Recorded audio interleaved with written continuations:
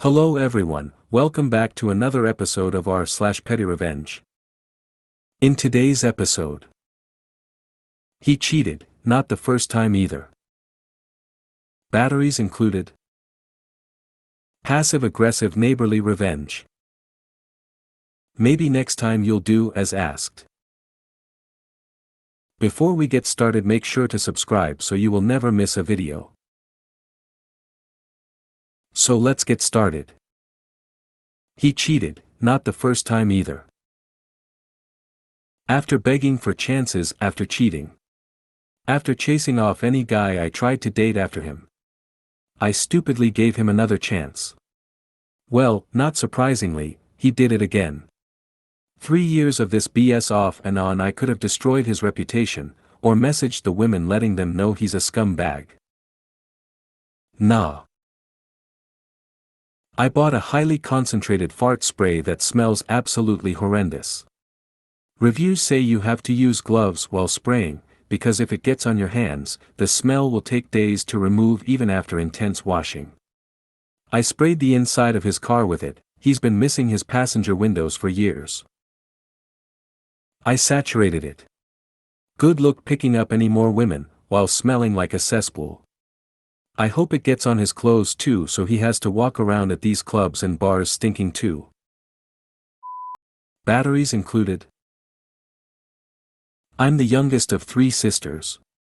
Both of my sisters are 10 years plus older than me, so when I had my kid at 30, they were the age of not getting any kids themselves.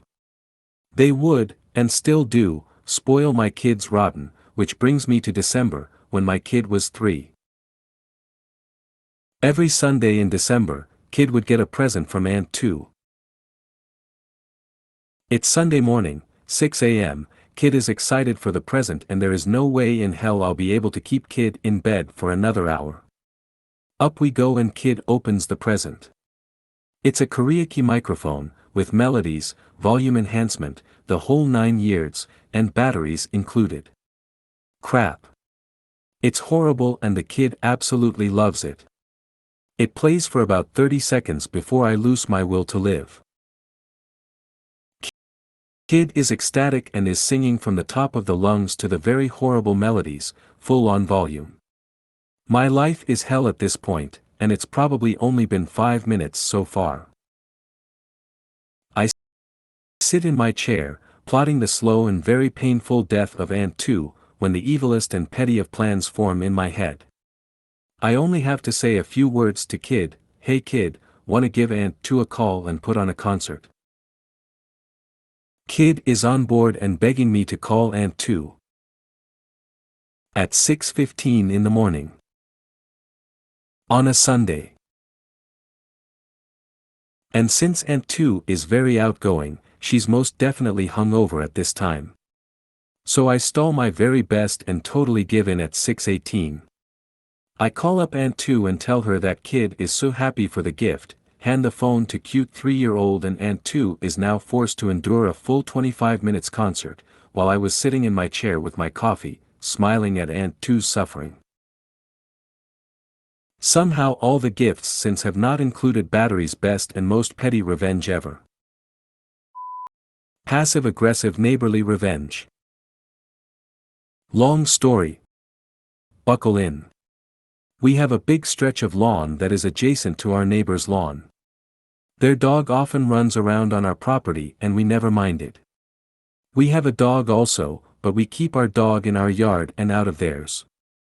We are avid organic gardeners and grow much of our own food, and are very careful about what chemicals we use on our property. After having our crop decimated by Japanese beetles several years in a row, we did a bunch of research and last spring decided to spread milky spore on the lawn as a preventative. Research stated it wouldn't be harmful to the environment or animals, and we decided to spread it while our neighbors were out of town so their dog wouldn't run around on it. The next day our neighbor comes marching into our yard yelling about how we tried to kill their dog, and how we are inconsiderate idiots with no regard for our neighbors and are terrible people, etc. Apparently they came home early and their dog ran onto our lawn, and the neighbor claims he watched his dog eat a clump of grass that had milky spore on it, and the dog got sick. He screamed for about 20 minutes before my husband had enough and told him to leave. The next day we get a letter in the mail, typed in all caps, demanding that we give him 48 hours written notice before applying anything to our lawn, and that we must have his permission prior to doing so. We informed him that as the land and homeowners, we are not obligated to inform him about anything we do to our lawn, much less get his permission, but that we would give him a heads up out of courtesy, and that he should make an effort to keep his dog on their side to avoid further issues. We didn't hear from him for a while, and then early last fall I was out back planting a few trees on our property. He came out and told me he didn't like the trees. I told him sorry to hear that, but it's my yard and I do like the trees, so they're staying. All winter, every time he let his dog outside, we'd watch out the window as he directed his dog over to the trees I'd planted so he could pee on them. By summer, both trees were half dead where his dog had been peeing on them, and he told me that he and his wife were going to purchase and plant different trees for us as a replacement, and that they would be a better variety. I told him no, and instead I dug the trees out and replanted them a few feet off the property line on our side, in a spot where they are not visible to us but where he has to see them directly out his living room and kitchen windows, with the dead sides facing his property.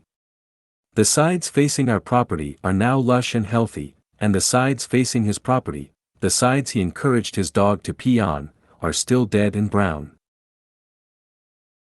It tickles me absolutely pink every time I walk past the trees, and I have named them my spite trees. I have no regrets and I am not sorry. Maybe next time you'll do as asked. I have a side gig working for one of the largest pop culture convention promoters in North America. My role varies from show to show, but most of the time I'm a crew lead, helping with management and organization of lines for celebrity autographs. One time I had a situation where the guest had to leave to catch an early flight, so we had to close his line. A girl who wasn't allowed to get into line argued with the crew member and was told to wait over there, and if the line opened up, she'd be allowed to get into line. Several other people were told the same thing. Most followed instructions. However, this girl returned twice more, once with her mother, and again with her father, with each parent getting more belligerent to me and the crew member managing the line. With literally minutes to go before the guest had to bail, I noticed another attendee who had been waiting patiently over there since the very beginning.